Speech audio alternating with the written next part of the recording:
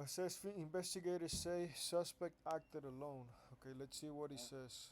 So, as investigators dig into the suspected killer's past, they will try to answer how a young man could be radicalized enough to plan and then commit such a profoundly devastating act. Let's bring in retired FBI Special Agent Robert. Like I said, Charlie Kirk was so young. He was born 1993 to 2025. That's so crazy, because of, I don't know what to, when you find out things that how people can be influenced, right, in many ways, not only with what people stand for and what they believe. It's like you see things like this. It's like, why is it in the United States of America the only place in the world where you see this type of actions constantly, very regular? There has to be a reason, right? But let's see what the experts say. Robin Dreeke, pardon me. Even though there's so much I want to say, but I'll go little by little, sharing exactly what I think, because I know a lot of heinous crimes have been happening lately, like killings and people being killed brutally, but it's just crazy. Is also the former chief of the FBI's Counterintelligence Behavior Analysis Program.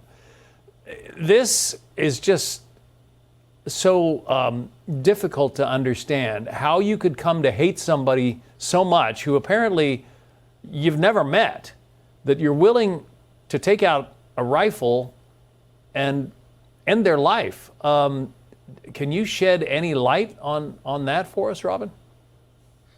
Yeah, sure. Unfortunately, he fits a pattern, being the killer, a pattern of what we've seen emerging in the last bunch of shootings, the last bunch of years, and that is an arc of violence and insecurities that is being fueled by this new form of online radicalization. Years ago when I thought of online radicalization, I thought of ISIS, but now it's these fringe groups that are feeling themselves victimized, that see themselves as victims and wound collectors, as we call them. And what's happening is Charlie Kirk represented everything he wasn't.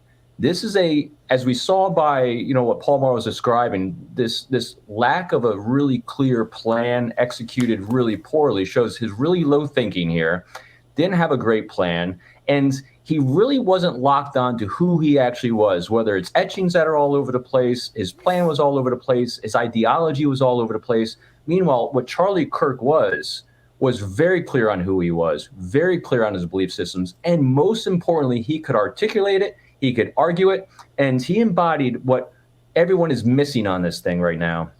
He was curious. He was curious about people that thought like him. He's curious, most importantly, about people that didn't think like him. And this individual...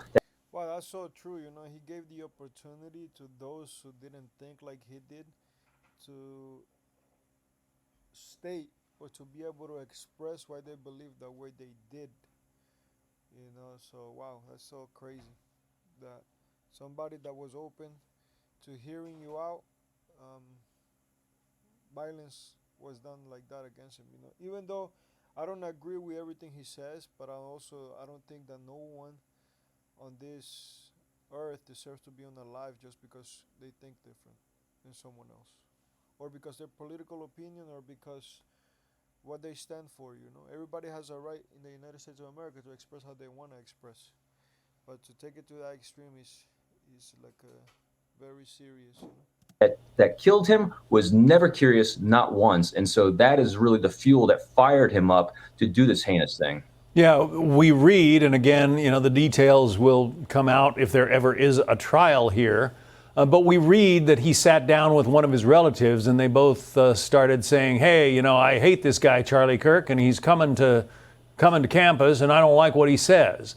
But how do you go from, disliking what somebody says to going through the motions that we all saw happen here? That's so true too, because you might not agree with somebody, but to take it to that extreme, there has to be more than just the way you think. There has to be some sort of influence, even more than that. And the only reason I bring this up is because I know people that have gone through things that have been influenced in many different ways that like the regular people might not understand. It's like a really also a topic that a lot of people don't talk about, but I know in the United States there's a lot of people, not only in the United States but all over the world. People know about certain things, how they can manipulate somebody to commit this type of acts. I'm not saying that the person actually what this was done to them, but it's just a tough situation where somebody lost their life. It just, it astounds me. It astounds people like us because we have rational problem solving skills that this individual didn't. What always plays out in these situations, I think this is what's going to come out when eventually it does hit trial, if it does, and in the investigation, is there's always an arc of behavior that's constantly escalating, constantly being fueled by this inadequacy, this need to control, this need to constantly think and know in their own mind that they're right and correct. And so every time he encounters someone that challenges him, that makes him feel less than, it keeps fueling to that fire. And along that arc, there is always, at least in past cases, a critical moment, a touchstone that sets them over the edge to move from really aggressive behavior, aggressive thoughts and language, right to violence. And so it's never a 0 to 100 to violence. There's an escalation. And so we're going to see that in here somewhere, I'm pretty sure. I'm not sure how long you were at the FBI doing sort of behavioral profiling, but have you seen this change? I mean, I just somehow can't imagine that, you know, in the time of the greatest generation, for instance, in the 1940s, that young American males were thinking and acting this way, or were they?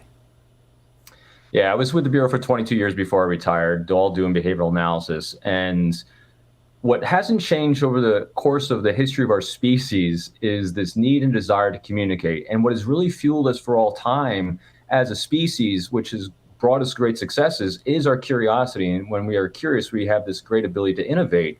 And our communication skills were always very strong for years and years. And then what happened is we have the internet, we have social media. And when social media hit, people started posting their 5-second highlight reels on life. And we get caught up in this cult of comparison, the disease of more.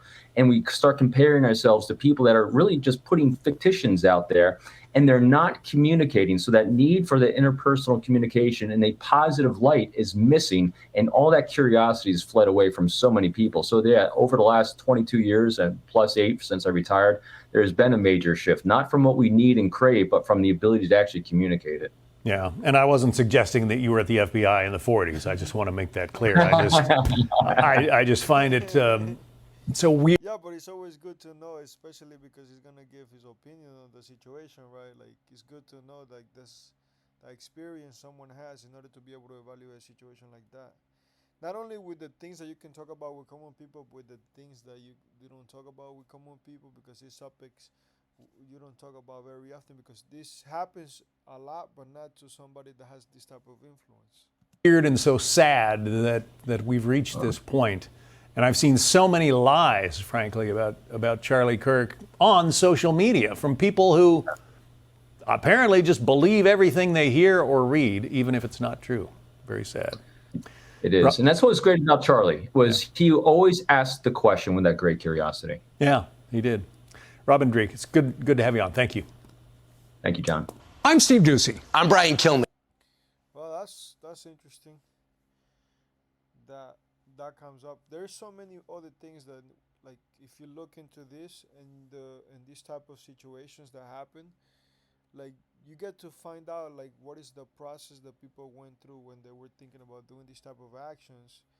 And it's kind of strange, like the guy with the stab the Ukrainian girl in the Ukrainian woman in the neck. As a matter of fact, I'm gonna do a video about that. If you guys want to watch it, put it here in this channel too. Thank you for watching. Thank you for subscribing. And I'll see you guys on the next video.